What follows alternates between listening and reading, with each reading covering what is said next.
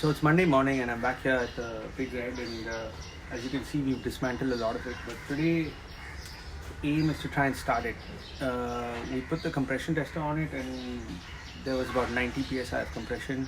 See if we can get some spark, because last time I kicked around there was no spark. So let's have a look at the wiring, and if we can get spark, and I have cleaned the carburetor, so we put the carb back in, check the spark, and hopefully we can get it started. Let's see.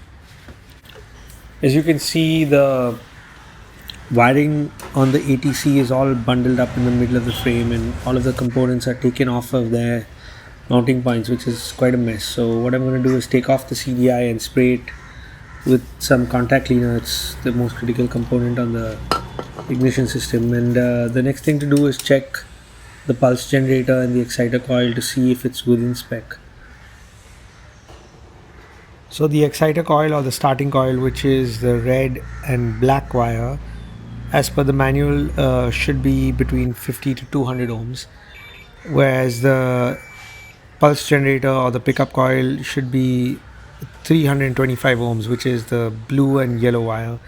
And connecting the multimeter to either of those wires and to ground, you can see that both of the coils are within spec, so I don't think there should be a problem getting spark if the CDI is good.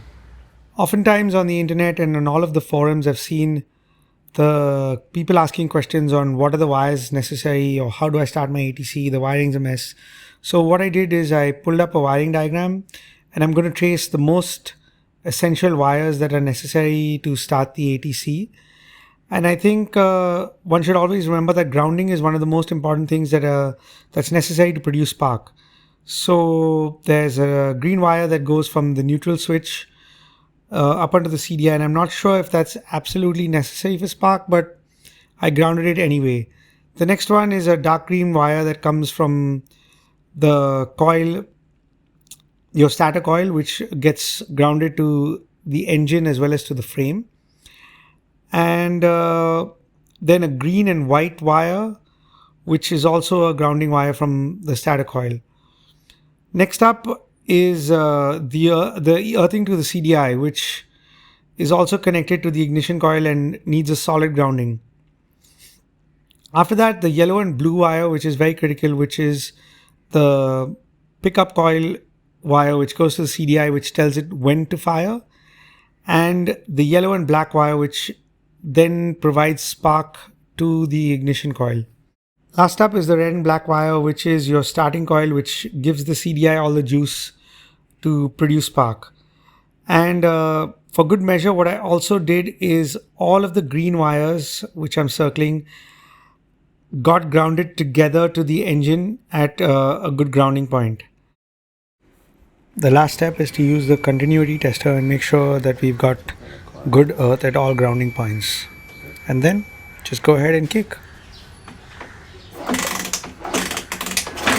Now add some fuel, kick hard, and there you go.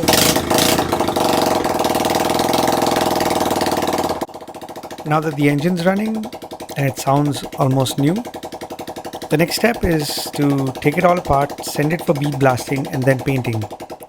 So tune into my next video where we have it back from the painter and assembly begins. See you there.